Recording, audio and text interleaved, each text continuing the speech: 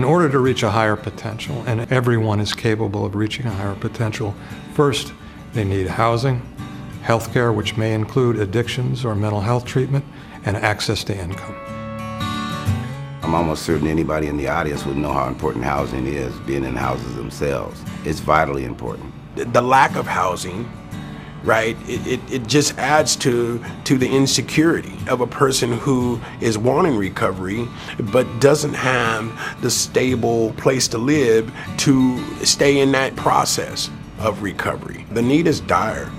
People have different needs. They have different desires for change when they first come to us. For some people, they've already made the choice that they need to get in recovery from addictions. So for those people, both singles and families, we have recovery housing models for them.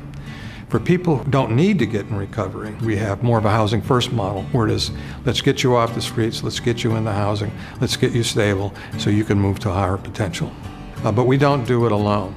There's a big need out there, so we seek partners in a lot of these projects. Currently, we have a project with the Miracles Club. Miracles Club is a recovery club that's African American centered in its approach. We're really looking forward to this project, which is adding a desperately needed low-income housing opportunity for people in the inner city. The choice of getting with Central City Concern for this recovery housing was their experience. The new building is going to be a 6-story mixed-use facility. There's going to be 47 units. It's located on 1324 Northeast 2nd. Miracles felt the African American community, one of the areas that they lived at in the 50s and the 60s was that particular area that we've chosen now. And we wanted to give presence to that. The people we see by the time they come to us who have addiction issues, it's usually they've lost everything. There are the people who are on the streets and they have a true disability. They may have a very serious mental illness that's preventing them from attaining employment. They may have real physical disabilities or brain damage. I started drinking around 1973. I was 13 years old. It just escalated over the next 40 years. You start losing just about everything that you have. And pretty soon you're in a place where, you're just homeless. There is nothing left except for that bottle of liquor. I was standing up on the Hawthorne Bridge with a brick tied to my leg. Didn't have anything left inside me or anything, and I just thought it was time to end it. It was a very, very, very lonely place. We're here today at the living room, and you'll see that it's a really nice, inviting space. A place where people can go and start coming out of their shell, start coming out of their loneliness, and start healing with other people. One of the first times I was in the living room, a person that I'd been working with was there, and it had been very difficult for us to connect in my office. In the living room, I had brought a book of poetry to read. He opened up. In that moment, we found a way to connect. When I see people who are associated so much in their lives with chaos, to see people in here reflecting on their lives in a very quiet atmosphere, you really see that everybody has that potential to look deeper, to reflect, and to learn from life.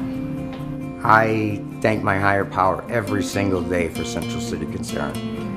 I now have 2.5 years clean. Every day I go to NA meetings. I spend time at the St. Andre Bessette Church down here. Every Saturday we make pancakes for the homeless. Once you get a little self-respect, there's no limits that you can go. Usually involved in a higher potential is some understanding that you're able to give back, you're able to contribute. For many, it means going back to work. They're able to pay their own rent, they're able to pay their own bills, and they're paying taxes. And that to them is giving back. I think anyone that's given the opportunity of stability has every opportunity at success. Just like for me, like when I was drifting around in addiction, there's no way I could try to be successful with no place of my own, no place to land, so I was constantly here and there, so there was no way of trying to succeed at anything. Central City Concern has given me the opportunity to believe in me. Our employment program is successful because we have people who have actually gone through the experience of having substance abuse issues or criminal background issues and actually getting employment themselves. I think that it's really powerful and it helps them sort of see a different life for themselves. As a current, I'm at PCC in a Portland Teachers Program to go on to be like a middle school math teacher. Fell in love with it for some reason. I want to get my master's in teaching, then come out to teach in the public PPS schools. It's given me a sense of purpose. You know, like I have the opportunity to give back to what I tore up, what I took away from, I can now return to. And so it's an awesome, inspiring feeling. I came to Central City Concern as a client initially in 2004. I had actually heard about CCC through being in prison, and there was a person that came in to talk about the services. I was hired as a customer service representative. I went on from there, recently was promoted to program manager. What makes me proud is experiencing this success that's unfamiliar, as well as being able to be in a position to give it to the one coming behind me, to be connected with other people who are involved in their life in a meaningful way. Giving other people hope brings me a lot of joy. Being an example to my family, being a person that can go to school and get good grades, to be that person that's gonna show my daughter that she can do whatever she wants to do, that is what really makes me proud. It's not magic. It's about people having an opportunity to manifest their potential and bring it up to a higher level. The real magic that happens is when the lights go on in the eyes, the worldview changes.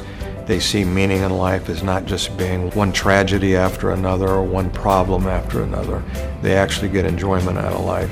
There's nothing better than that.